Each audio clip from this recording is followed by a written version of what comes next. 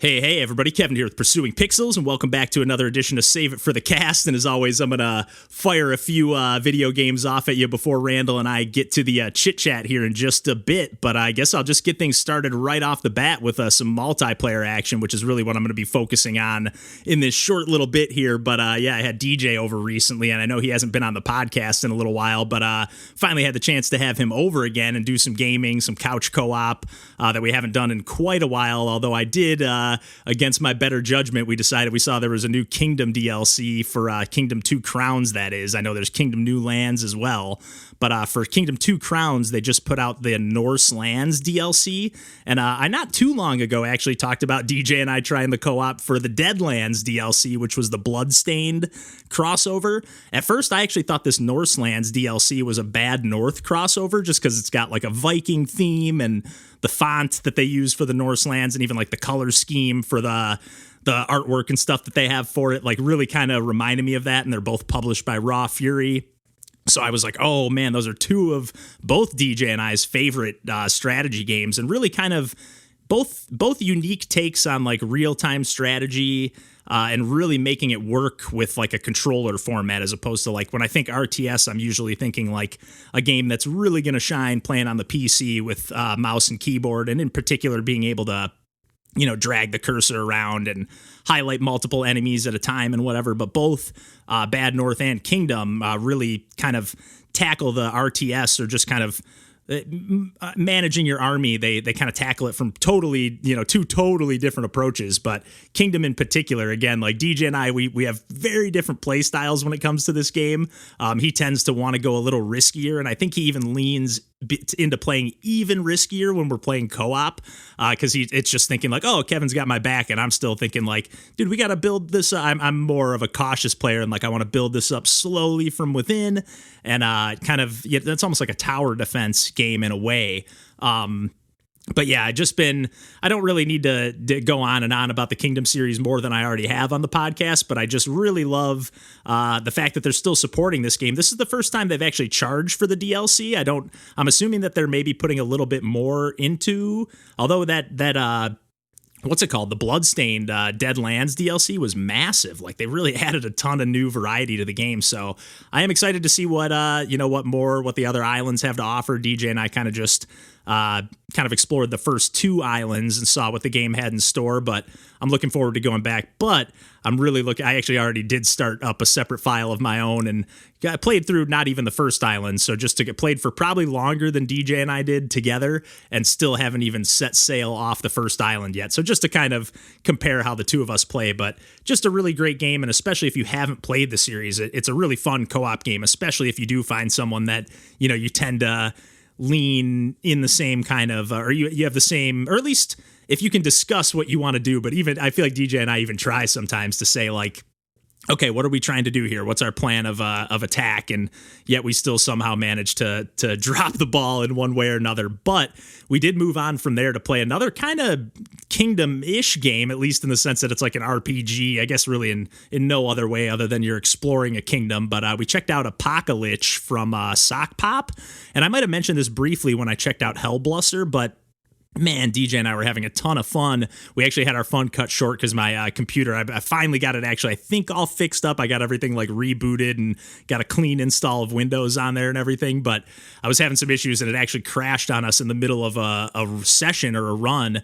And it is a run in the sense that you do make multiple attempts at this game. And I almost recommend that you take your first attempt and kind of learn the ropes and then maybe start over, because the way the game works is that you essentially have a 20-day cycle where on the 20th day, like 20-day and night cycle, I guess, and then on the 20th day, the Lich will like trigger its final battle or final attack, and then you either win the final battle or you lose. So you have your 20 days to kind of explore the land, level up your characters, get new items and whatnot. And this game also has up to 4-player co-op, and I really love how it works. Like, you can see the entire map of the game at all times, and it's from a top-down perspective.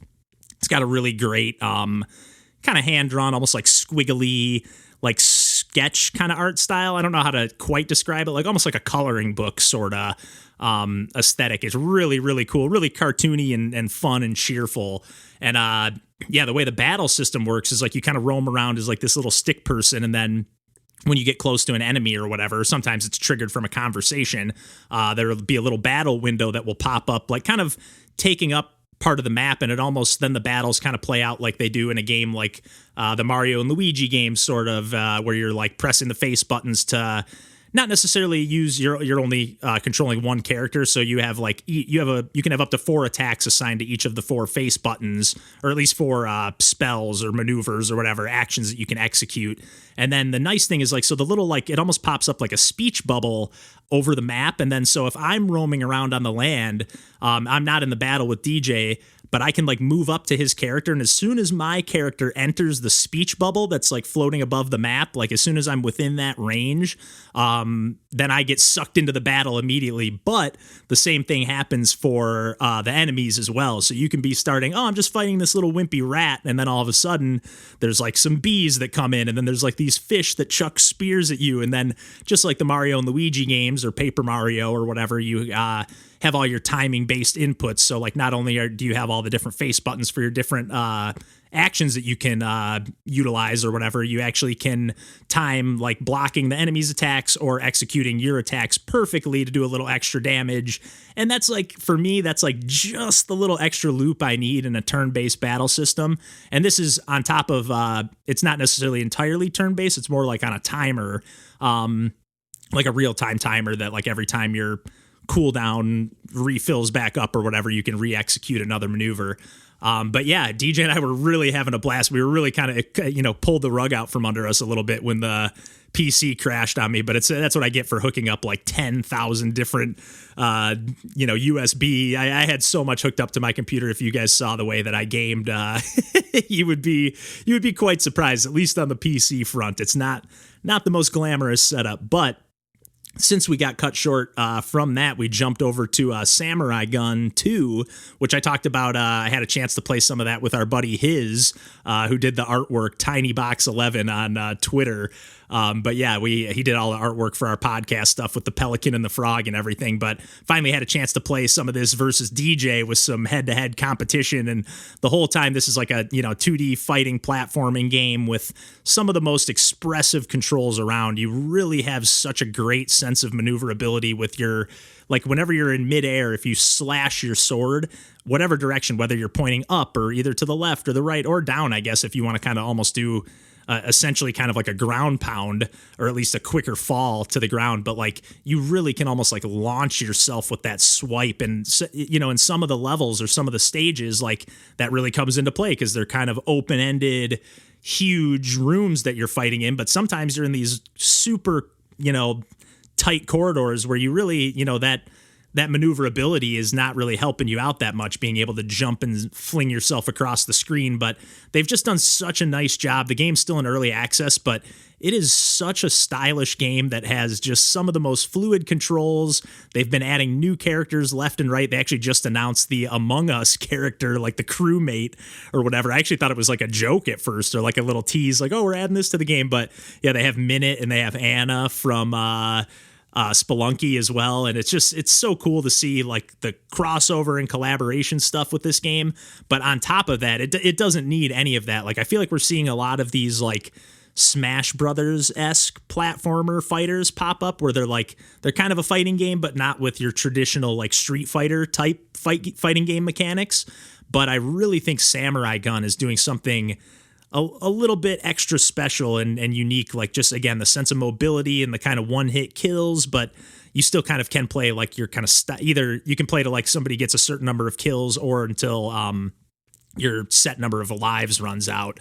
But yeah, even how frantic this game can get playing just 2 players, I would really love to play some 4-player matches on this game, and hopefully maybe we can sync up with his or even his brother Frogrammer, who we've talked about a bunch of both of their games on the podcast before, but really looking forward to checking out this game and really looking forward to seeing it come out of early access so that more people can, because I haven't been able to find any random matches online. I've only been able to sync up like when I'm specifically looking to play with someone online. But yeah, DJ and I had a blast, and we were pretty evenly matched. And yeah, I didn't even mention the like dash mechanic and your gun, hence the Samurai Gun. It's not all slashing here, and the gun and the dash are kind of tied together. So you're really kind of, again, it's just a really subtle risk reward system that every character, just the way their dash and their gun and their attacks work, and they're just little subtle differences where this character can walk on the ceiling and stick to them, where this character can stick to the walls and not slide down them. Just like the little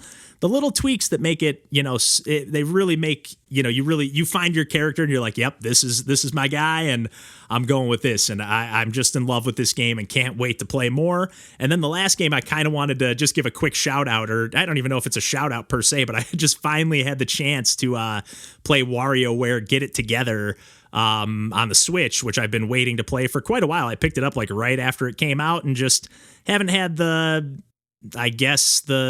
compulsion to pop it in just yet, but I went over to my buddy's place the other day and saw him for the first time in years, and since long before COVID, and we decided, I was like, you know what, I'm gonna bring WarioWare. This seems like a good, we were in the mood for just kind of catching up and either playing some games or watching a movie or something, and we ended up going the WarioWare route, and it was just perfect he had never played a WarioWare game before, so it's kind of the perfect WarioWare game to introduce people to, in the sense that it's a little more straightforward, in the sense that, like, at least the game mechanics, you're kind of controlling a character in a more traditional sense, as opposed to like these really abstract games.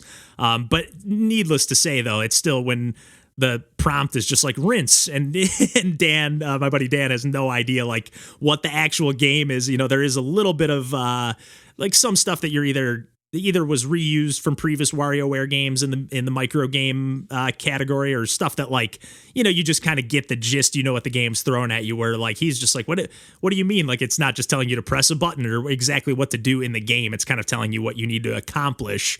And since you only have like a few split seconds to figure that out, it's not as easy as it seems, but I thought they really did a really wonderful job, at least so far. And again, I played some more single player when I got home, because I was having such a good time. And I really think they did a really great job of, like, you kind of can pick from all the different characters that are in the game, and they all kind of control a little bit differently, or kind of a lot of bit differently in quite a few cases. But we were talking a little bit in the Discord about how, like, maybe the micro games themselves maybe suffer a little bit from needing to be playable in so many different formats. Like, at the end of the day, it's just, you're either pushing a face button or moving the joystick around, and that's it. Like, so it's like really simple input mechanics that I really like. Like, I like how quick and easy it is to get into it, but at the same time, I do feel like it suffers just a little bit from, like, my personal favorite WarioWare is WarioWare Touched. But like Touched and Twisted, really, even though, like, you would think that in particular Twisted, you'd think like, man, that could get really played out, really old. Like, how many different gimmicks and mini games can you come up with just by, like, the tilting the equilibrium of your handheld system? But man, I really think those, like, just kind of get, because they're so focused around a particular input mechanic or the touch screen. Again, you can do a lot of different things, whether you're drawing circles or tapping the screen or slashing across it. I just felt like those types of input methods lent themselves a little better. But I did find that I leaned. This is the most I've enjoyed the WarioWare franchise since WarioWare Touch, because I liked the one on the Wii, but I thought Smooth Moves, I think it was, but it was like a little bit almost too convoluted with all the different ways you had to hold the remote, and just a little almost too confusing.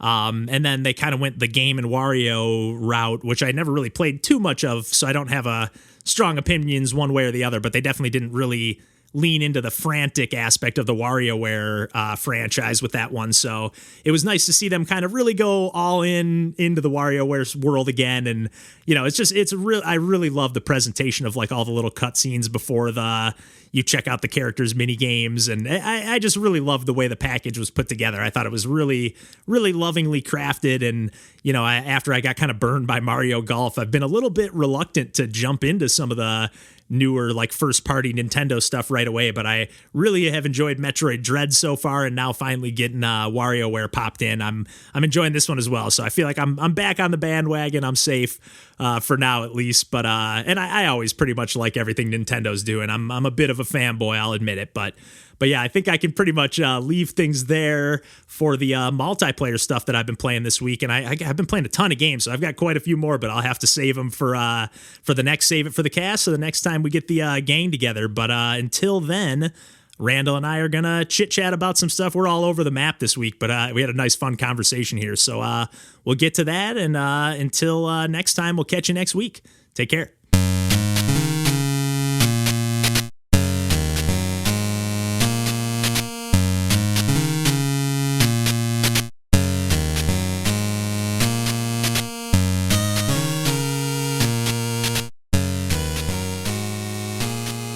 Played a bit of drums in high school, but never got too serious about it. Yeah, the actual like kit and everything, or in band. Okay, nice. No, in a kit. Yeah.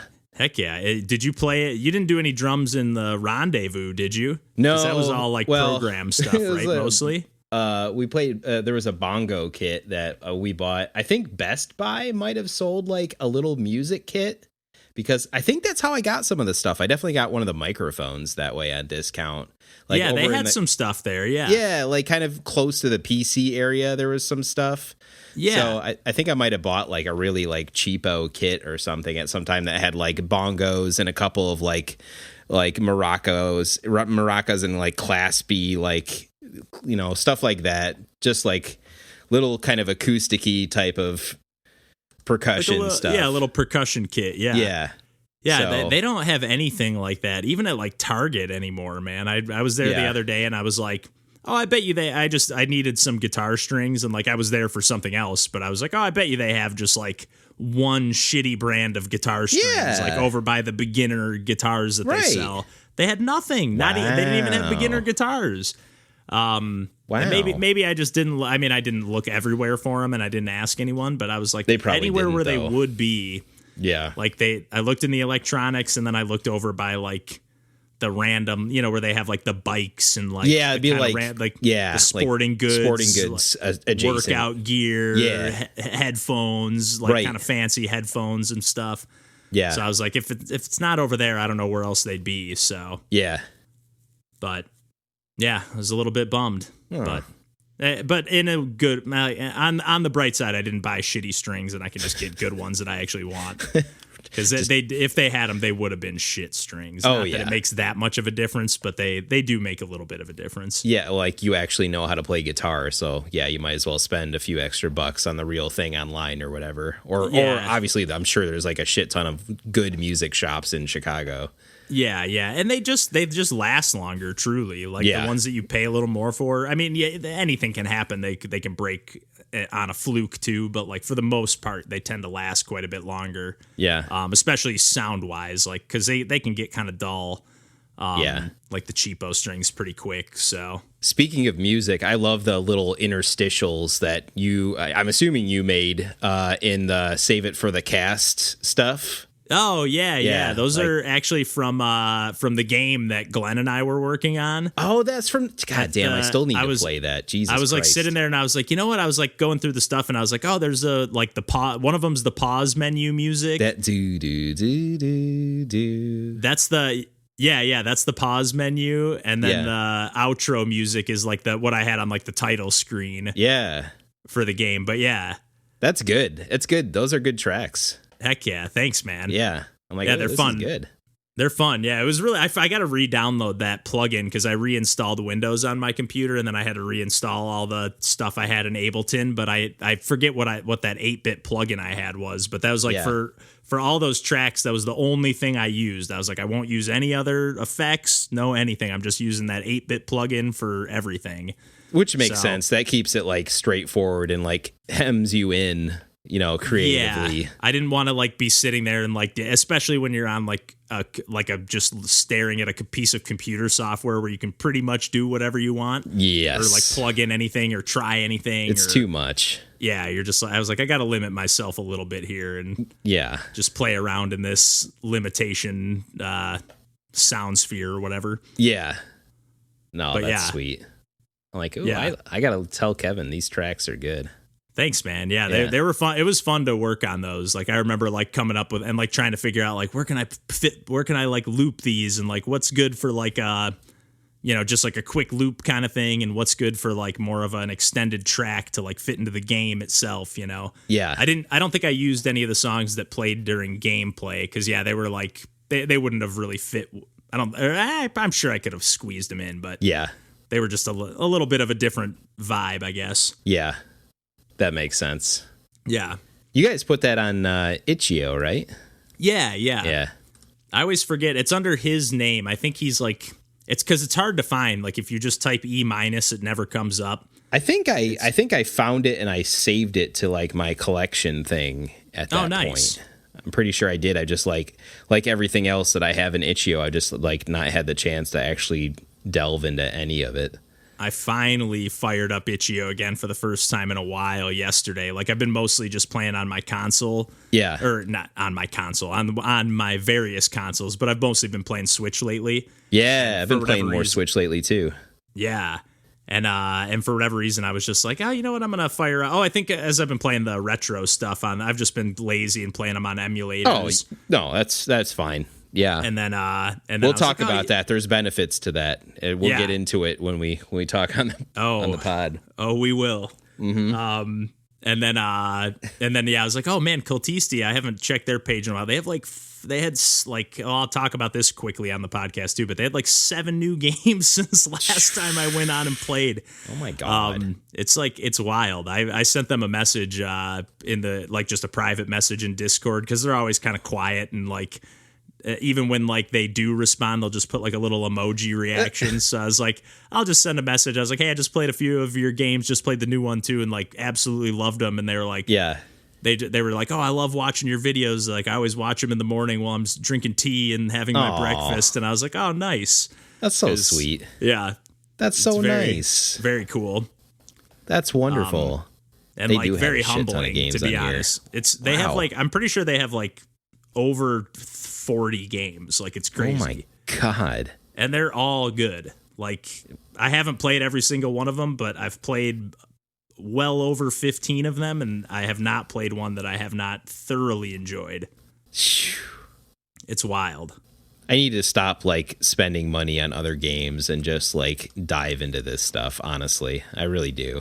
It goes in phases though, because I was doing that for a long time. Yeah. And I got away from it for a long time and started playing other stuff, and now I'm kind of like getting back into it. Like ever since I talked last week with John about that Nojong game. Did you happen to see me post that in the Discord? I don't think so. It's like a top-down brick falling puzzle game. Yeah. But it's like, they say it's like Tetris meets Mahjong, but it's actually more like Dr. Mario meets Mahjong, because there's like, it has that element of like once a piece is placed, like once you clear stuff, it doesn't fall, like it stays kind of suspended in air.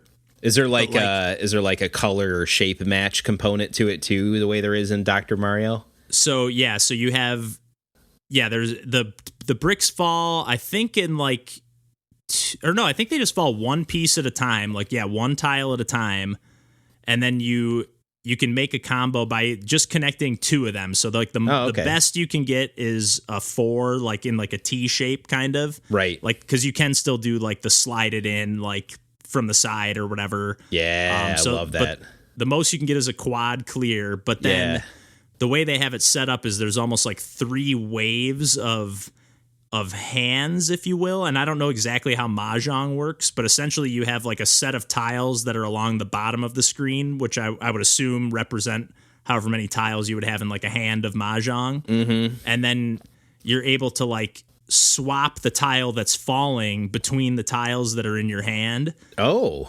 And then swap out what's there. But then it'll be like, it'll say like after you clear. So the first round is like after you clear 5 clears or something like that, whatever you have in your hand is like what it plays as your hand, and then it resets, and then you start, and then you play it, you clear like 20 lines, and then it gives you whatever you have in your hand there. And then after you do 3 hands, I think it's just like whatever your score is after that. So it kind of just ends. So you're really you're aiming to maximize your score while clearing your hands, essentially.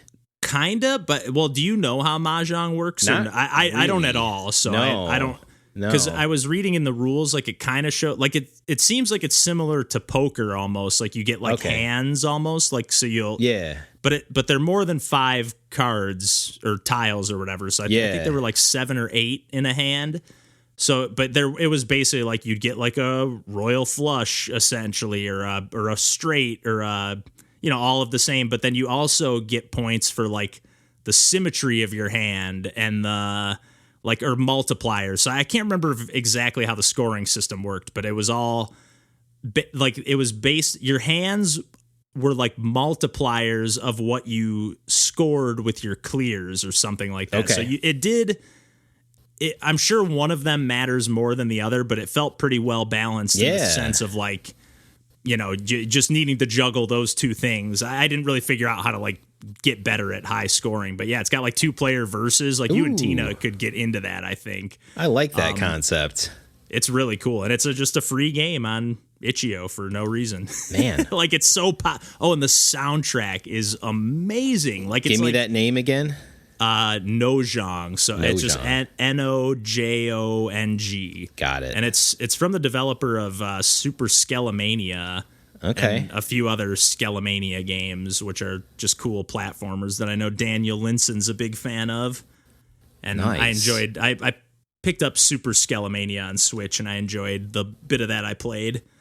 I love that these indies are putting their stuff on Switch. That's it's not just the like well-defined, like, been in the industry for a while indies. It's like the actual legit indies like are putting their stuff on Switch. So you remember that weird game that I don't think you played it, but I'm pretty sure you were there when we talked about it. Because it's like me and John talked about the Good Time Garden. Yeah. Do you remember that game? Like, that just came out on Switch. Oh, nice. In it, but it's like part of it's called. I think it's just called.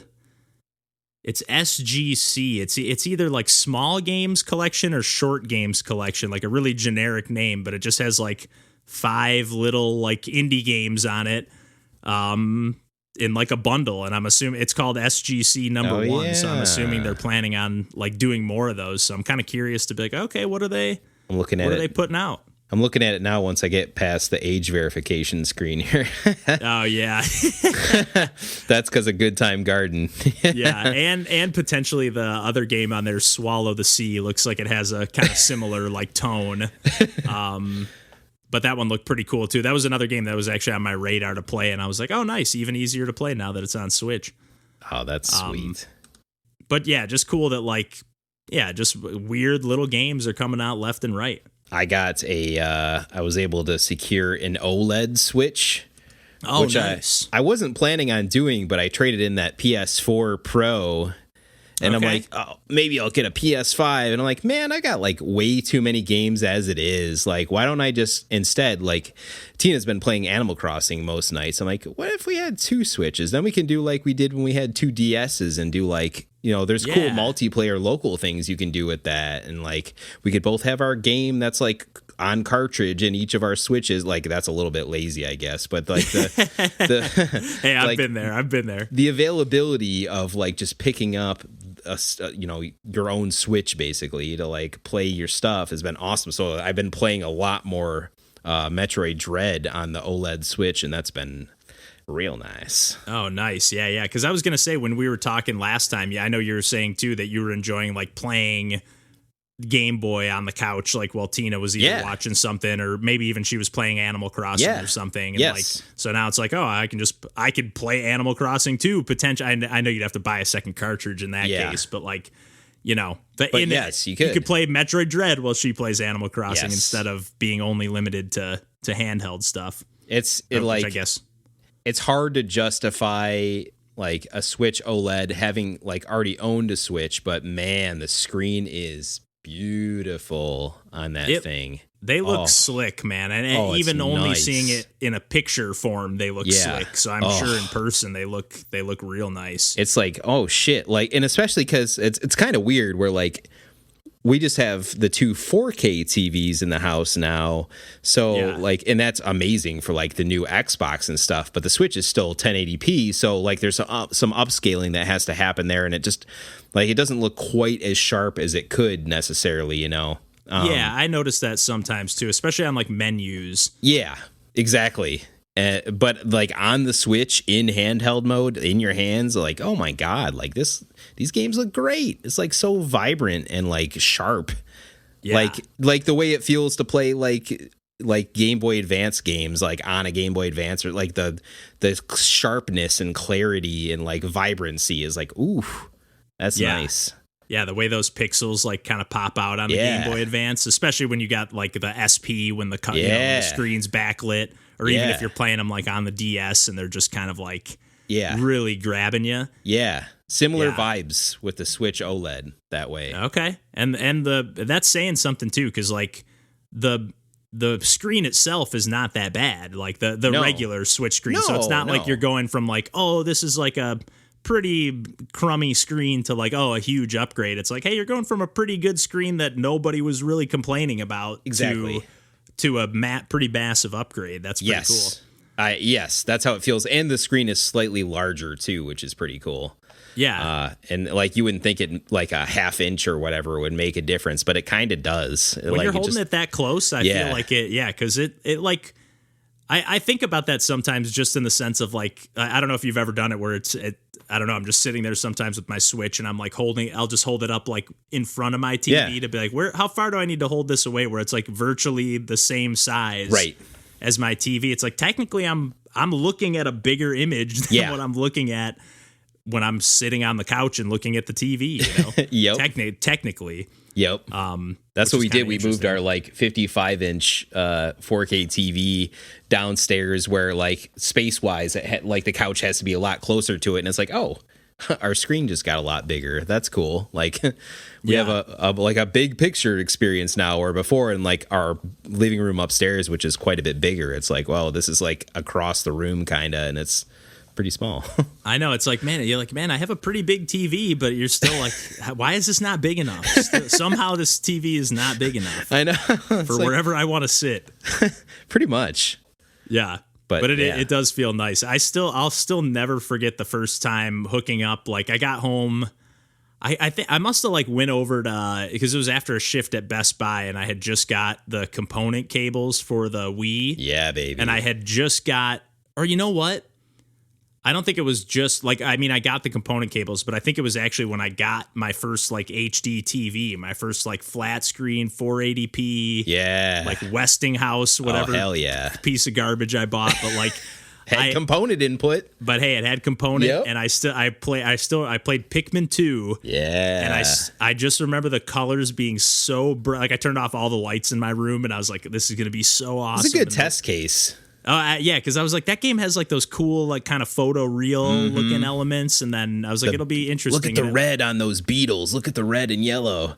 Dude, it was, my eyes were like watering so bad. I was like, this is too much. I can't handle it. I had to like take a minute and be like, let me hold on. Let me turn the lights back on.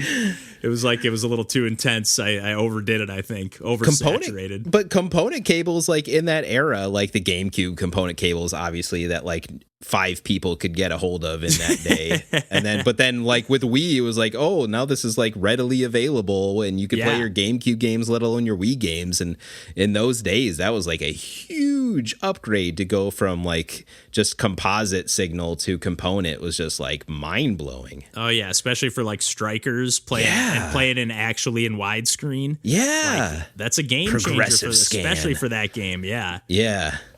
Oh man, they need to make another Strikers, but they need somebody who didn't make Mario Golf to make it. Did Next Level Games? They made Mario Golf, the new one too, didn't they? I don't remember. I was thinking it was Camelot, but no. Oh, you know what? No, you're probably right. Camelot makes all those Mario Golf games. So I'm trying to think now. Well, I don't know. This new one's pretty weak, so. And pretty different than the other ones. So, because I think Nintendo bought Next Level Games. I think they did. I do remember seeing that they became like tech. Because I remember being surprised that like, oh, they weren't like owned by Nintendo already. Right. Yeah, they just had an agreement or whatever. Yeah, they just all they got to do is do it. They're in house and everything, folks. You know, Switch is like the hottest thing going. Still, come on, just put it out. Just make it. Yeah. And next year they need a little padding next year. Not really. They have plenty. Like if they put out Breath of the Wild 2 and Metroid Prime 4, like they really don't need to do anything else. Yep, that's pretty much good enough. Don't they still have technically Bayonetta 3? Yep. Is on the horizon. Bayonetta 3, what else? There's not that many things on the horizon though that's like that. I'm sure there are things, but announced things. Kirby. Yeah. Forgot about Kirby. That game looks dope.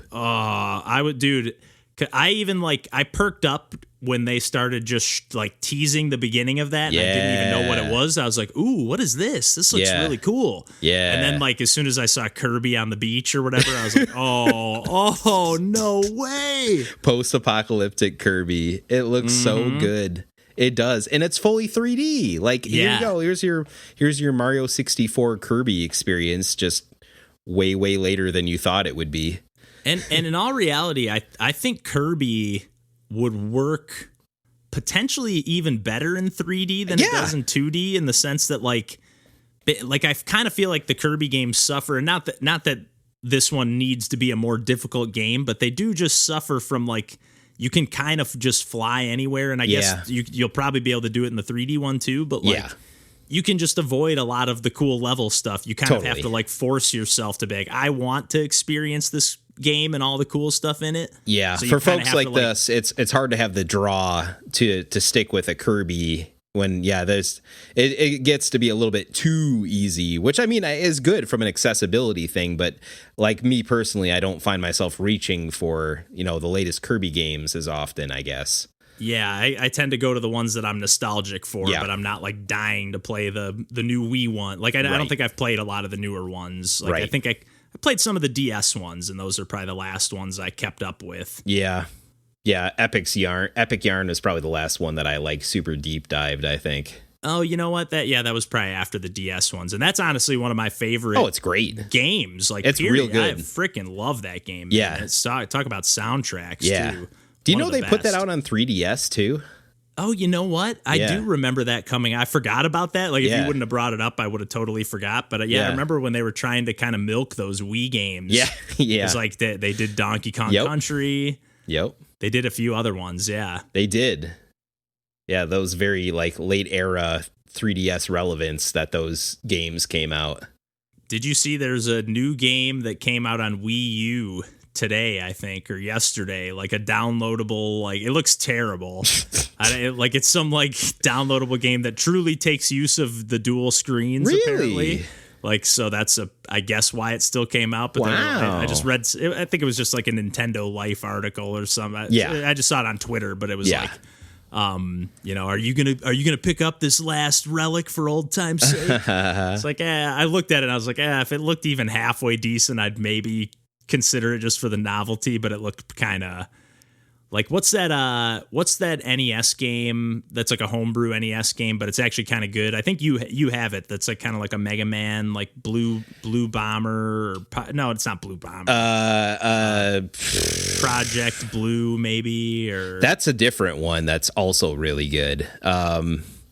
Oh, Jesus Christ. There's two of them. And I want to say I want to be the guy because that's what was that's what inspired it, but that's not the name of this game. Yeah.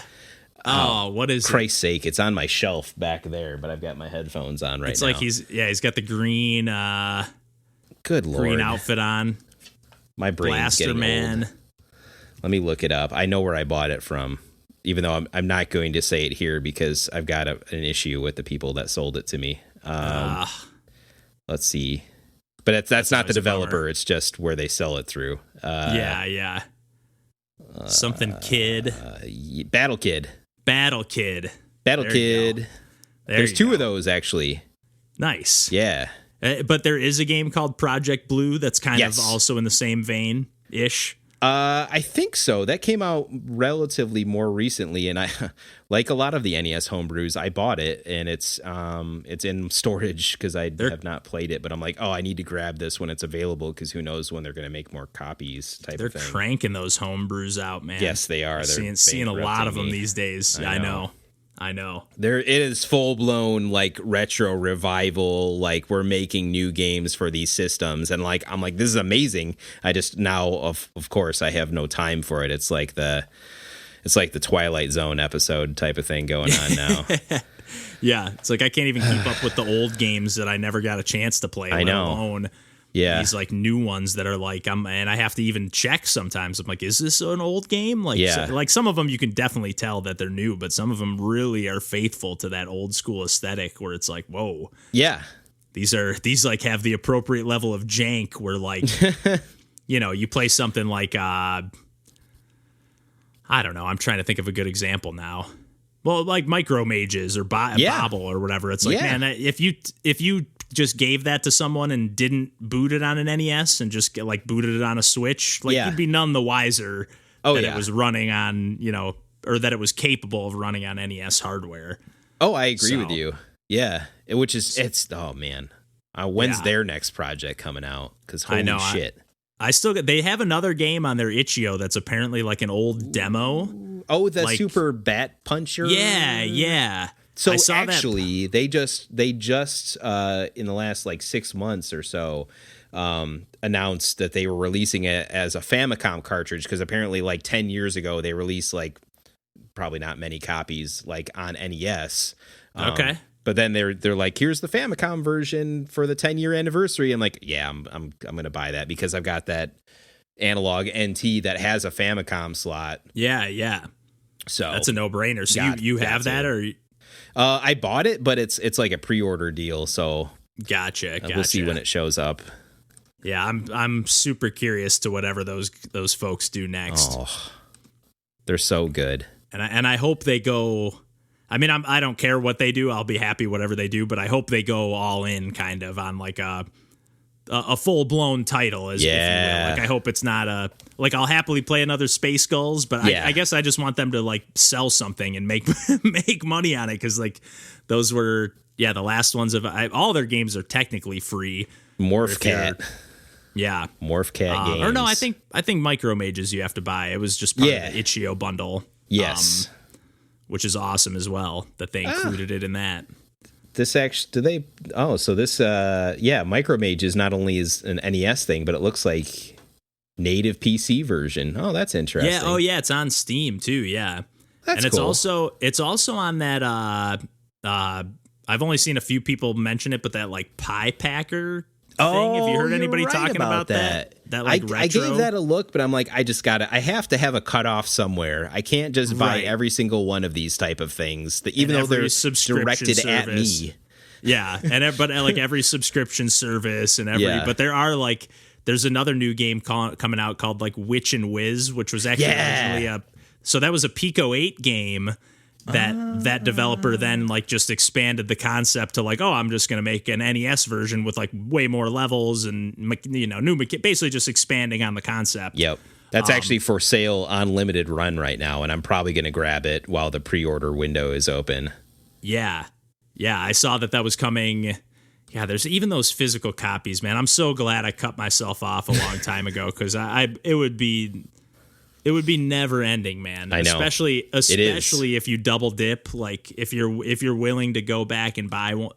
And again, like if they like did reasonable, like if they came out with like a Sayonara Wild Hearts physical copy that was like $30 or $40 with some cool stuff that came with it, like that's one that I'd be like, yeah, I'm gonna double dip on that and get that's one I'd want to own. You know, they do have a physical copy of Sayonara Wild Hearts.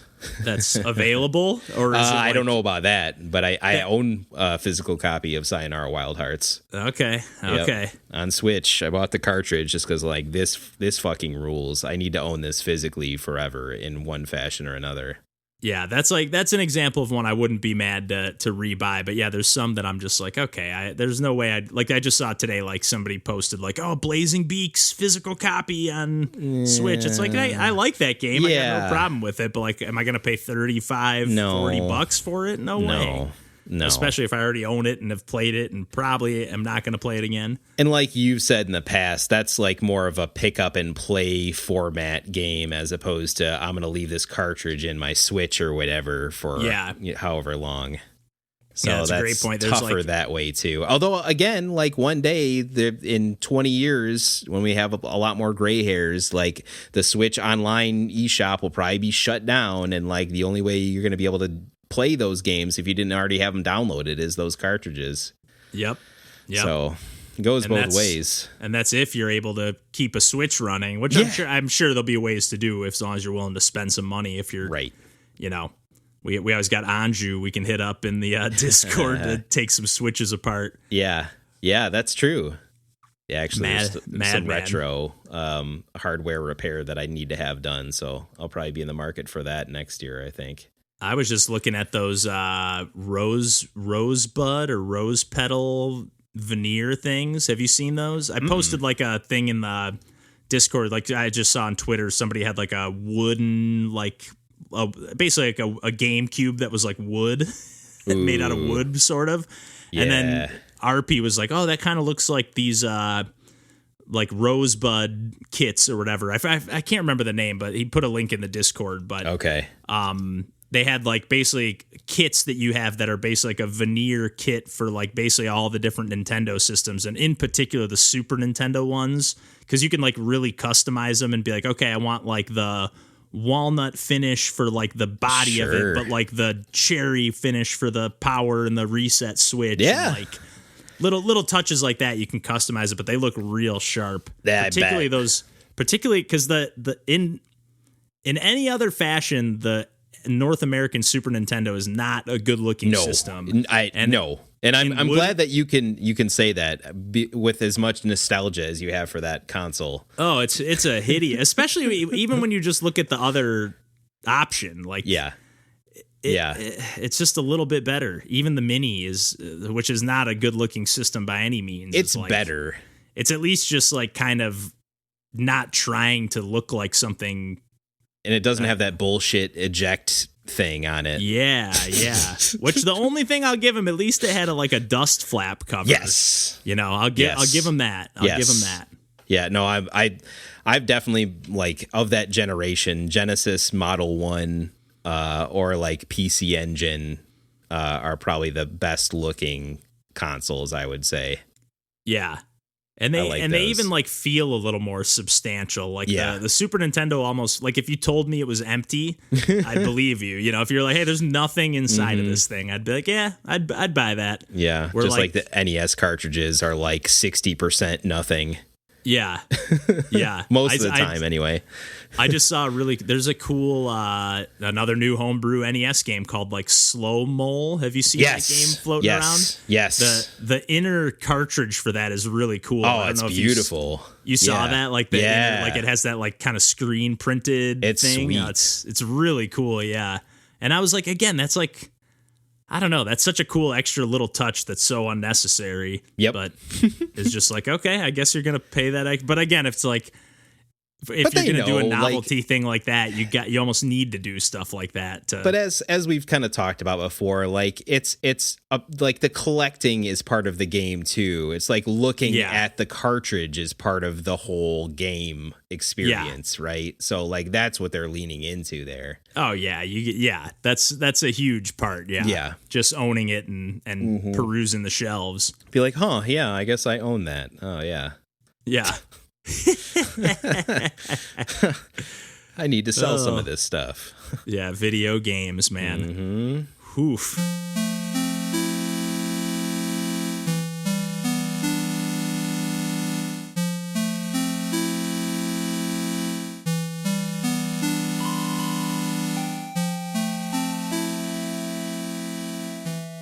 The downsides of having a house phone.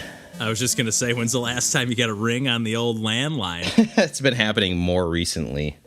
Is it just like spam calls and stuff? Or the frequency of those on any number, I guess, at this point, I'm sure. Oh, I get them so much on my cell phone. It's ridiculous. I have a master list of like block, mark as spam, like tons. It's insane, man. Yeah. It's insane. And it's always the same shit. It's like my vehicle warranty's apparently been about to expire for like the last 15 years.